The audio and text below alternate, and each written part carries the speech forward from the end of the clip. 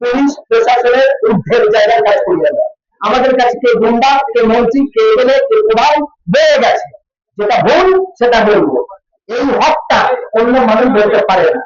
আমরা সেই মানুষ, সেই জায়গাতে নিয়ে কাজ করি। অতএব আমরা হকটা নিয়ে বলবো। ফলে আমার এই মায়েরা, এই বোনেরা, এই দাদা ভাইরা যে বসে আছে আতঙ্কিত হচ্ছে, কোনো আতঙ্কিত হওয়ার কারণ নেই। কারণ দুদিন আগে সুপ্রিম কোর্টে পরিষ্কার জানিয়ে দিয়েছে, এই যে এসআইআর, আমরা যারা বড় ফোন ব্যবহার করি না, এই ফোনে বলছি, আমি এআই থেকে বলছি আমি ট্যাংরাখালি যাব, ওকে লিখেছে আমি ট্যাংরাখালি যাবো, আমি যাবো বলছি, ওর ভো হয়েছে। তো এআই থেকে এই ভুলটা হয়েছে, এই ভুলটা আপনারা কেউ করেননি। মানে সেই ভুলের কারণে নির্বাচন কমিশনার এটা একরকম করেছে। আর তাদের যে বিএলআর ছিল, আপনার এলাকায় এই নামের ভুল আপনি করেননি, আমি করিনি। কে করেছে? আমার এলাকার বিএলআর ঠিক করেছিল। প্রথম কথা বলি, এটা অনেক আগেকার আইন। 2003 সালে ইন্টারন্যাশনাল ভাবে দিল্লি বসে সমস্ত রাজনৈতিক দলের নেতা নেত্রীদের ডেকে পাস করেছিল যে ভারতবর্ষের অবৈধ অনুপ্রবেশকারী বাড়ছে, জঙ্গি বাড়ছে, সন্ত্রাসী বাড়ছে। তার জন্য এটা কমানোর জন্য দিল্লিতে বসে আইনটা পাস হয়েছিল। সেই আইনে সব রাজনৈতিক দল, তখন আইএসএফ ছিল, বাকি অন্য যত রাজনৈতিক দল ছিল সব দল সেখানে সই করেছে। তার বিনিময়ে কিন্তু সেই আইনটা এতদিন পর 2026 এসে কার্যকরী করছে কে? আরেকটা সরকার বর্তমানে যারা পাওয়ারে এসছে তাদের নেতৃত্বে দেওয়া হচ্ছে। ভালো কথা, আমরা এই দেশে বাস করি, দেশের আইনকে সম্মান করি, দেশের আইনকে শ্রদ্ধা করি।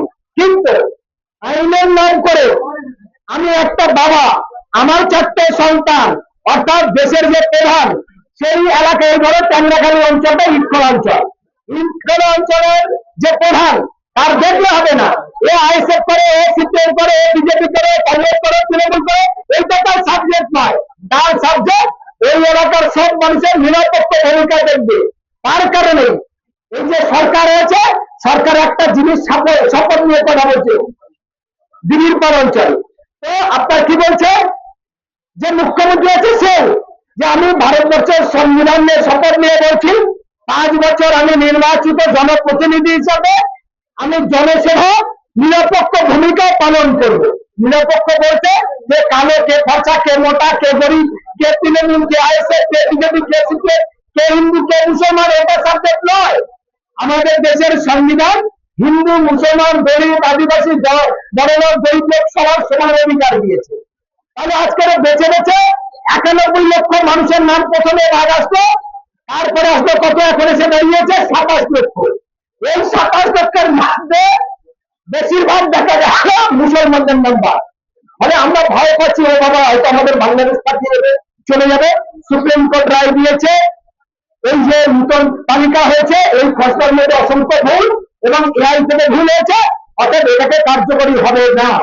তাহলে আপনাদের যাদের নাম বাদ গেছেন, আপনারা অনলাইনে অ্যাপ্লাই করেছেন, অ্যাপ্লাই করার পরে অনেকের এসছে, অনেকের আসেনি, তাহলে বিকল্প করণীয় কি? আমি হোসেন গাজী মানবাধিকার কর্মী হিসেবে গোটা রাজ্যের বিভিন্ন জায়গায় যাওয়ার পরে সমস্ত আইন কানুন জেনে বুঝে যতদূর বুঝেছি, আপনার বাড়ির লোক ধরুন 6 জন মেম্বার, আমি, আমার বাবা, মা, ছেলে, মেয়ে, পরিবার করে আমরা 6 জন। 6 জনের ভেতরে 2 জনের নাম নেই, তাহলে আমার বাঁচার উপায়, সহজ উপায় কি? সহজ উপায়, পঞ্চায়েতের একটা অরিজিনাল সার্টিফিকেট। এবার ধরো আমার বিয়ে হয়েছে বারুইপুর থানার লোক, আমি আছি ক্যানিং থানার লোক, তাহলে আমার উপায় কি হবে? বাবার বিয়ে হচ্ছে বীরভূমে, আমার উপায় কি হবে? হ্যাঁ, উপায় আছে। আমার শ্বশুর বাড়ির অরিজিনাল সার্টিফিকেট লাগবে, প্লাস আমার বাড়ির অরিজিনাল সার্টিফিকেট লাগবে। অরিজিনাল সার্টিফিকেটের সুবিধা দেখি, অরিজিনাল সার্টিফিকেটের সুবিধা যে প্রধান সাহেব তার পেটে লিখবে, হ্যাঁ ওই আব্দুল বা ওই সৌরভ বা ওই নিজাম বা হোসেন গাজী, ওর বাবা, মা, ভাই, বোন, ছেলে, পরিবার মিলে এতজন ফ্যামিলি মেম্বার। এইবার এইটা দেখলে সুবিধা আইনের জায়গায়, হঠাৎ আজকের একরকম আইন, কালকে একরকম আইন, পরশুদিন আইন করতেই পারে। কিন্তু আমার পঞ্চায়েত প্রধান সে আমাকে জানে, সে সরকারি নিয়ম অনুযায়ী জনপ্রতিনিধি, সে সার্টিফিকেট দিয়েছে, তাহলে আমার বাড়ির 6 জনের নাম দিয়েছে, সেই 6 জনের ভিতরে 4 জন ঠিক আর 2 জন ভুল। এই ভুল হতে পারে না, এই ভুল হতে পারে না। এটাকে হাতিয়ার করে আমরা হাইকোর্টে আপিল করতে পারবো। হাইকোর্টে আপিল করতে পারবো। আপনাদের কোনো ভয় পাওয়ার কোনো কারণ নেই। আপনাদের যা যা হয়েছে 2002 যদি বাবা মা পরিবারের ভোটার লিস্ট থাকে দেবেন, আপনার পুরানো ভোটার নতুন ভোটার সেই কার্ডগুলো জেরক্স করবেন, তার সাথে রেশন কার্ড আধার কার্ড জেরক্স করবেন।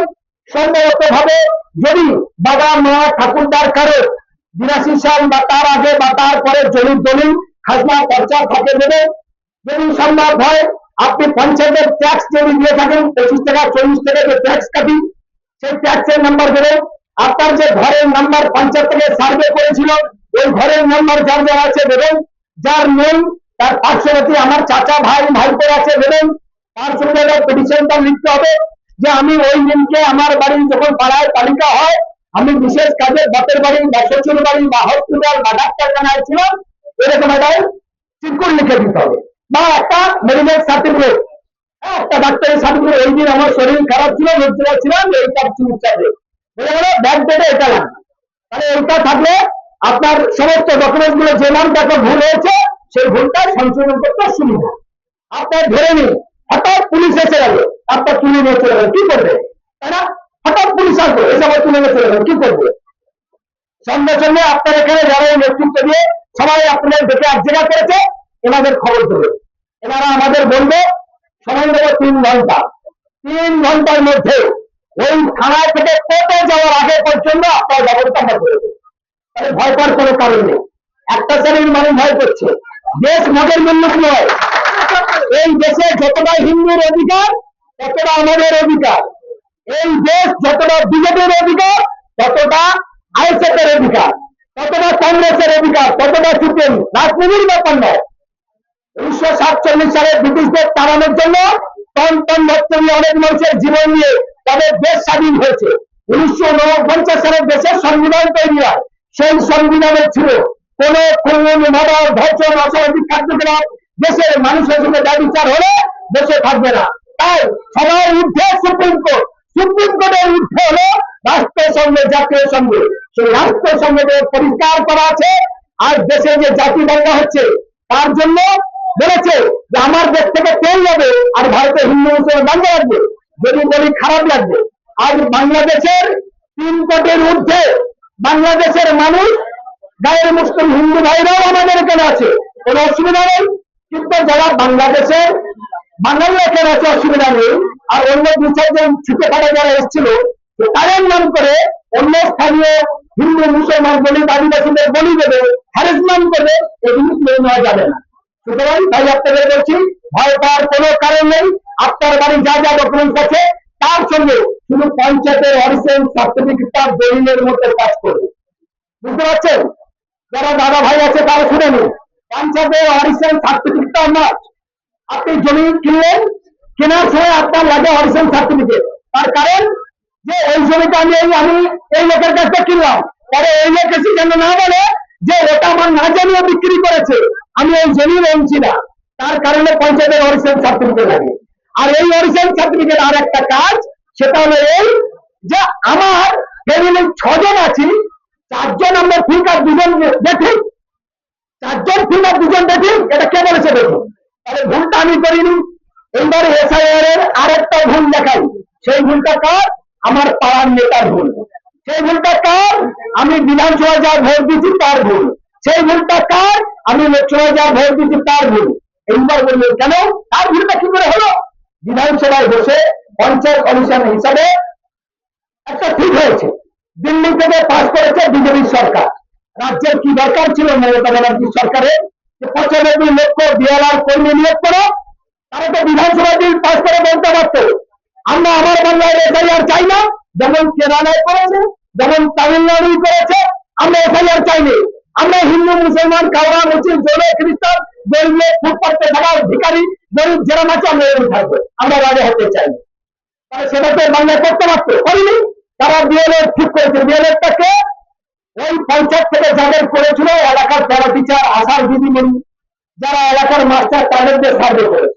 তারা 1 রকম ফর্ম ফিল আপ করে তালিকায় পঞ্চায়েতে জমা করে পঞ্চায়েত থেকে বিডিও গেছে। বিডিও যে 4 জন লিখছে 1 ঘন্টা লিখতে দেবে, ঘাম ধরে পড়ছে, এরাম পর লিখছে, সে 6 লিখতে দেবে 6 লিখেছে। হ্যাঁ, জৈন লিখতে দেবে কইনা লিখে দিয়েছে। আপনি লিখতে দেবে গাদ্দুল লিখে দিয়েছে, নম্বর লিখতে গিয়ে গন্ডগোল করে দিয়েছে। তাহলে ভুলটা কে করেছে? তুমিও করিনি, আমরাও করিনি। আমরা এখানে সাদা মাদা করে গ্রামের মানুষ যা জানি তাই কাগজ দিয়েছি, ওরা হ্যারোকে তেরো করে জমা দিয়েছে। তাহলে সেই ভুলটা তাদের।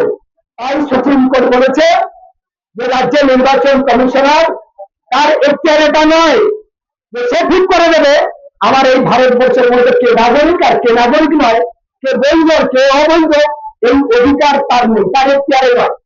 সেই জন্য করে আপনাদের জন্য কলম ফাঁকা আছে, সুস্থ সরল ভাবে বাঁচতে পারবেন। এখানে আইনজীবী প্রবীর মন্ডল সাহেব আছেন, তারপরেও বলছি প্রবীররা আছেন, আমরা আছি, আপনার এলাকায় ভাইরা আছে, বাবা আছে, বাবুদা আছে, সবাই আছে। কোনো ভুল থাকলে পুলিশ হঠাৎ আপনার বাড়ি আসতো। আবারও বলছি সবাই নাম্বার নিয়ে রাখুন, বাবুদা বাবা ভাইয়ের নাম্বার নিয়ে রাখুন।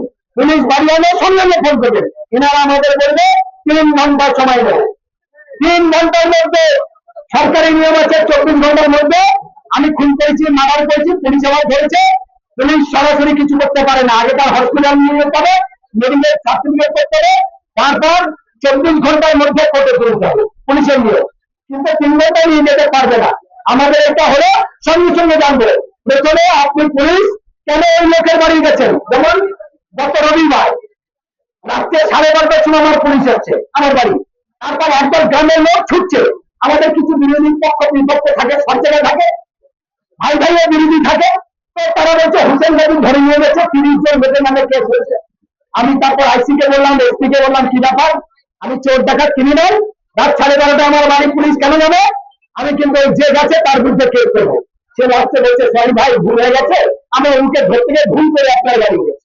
তাহলে সত্যের কাছে নরম আর নরমের কাছে গরম। গ্রামের সাদাসিধে মানুষ জানে না বলে যা তা করে দেবে, আর এই মানুষের গর্বে বাচ্চা কাচ্চার সংসার এই যুগে রান্না বন্ধ দিয়ে এখানে চাহিদা করছে, আল্লাহ কি করে বাইরে ভয় পার করে কারণ পরিষ্কার পরিচ্ছন্ন ভাবে থাকুন, সবাই সুস্থ সরল ভাবে থাকুন। কোনো সমস্যা হলে সঙ্গে ফোন করবেন, ইনশাআল্লাহ কথা দিচ্ছি আপনাদের পাশে যাওয়া।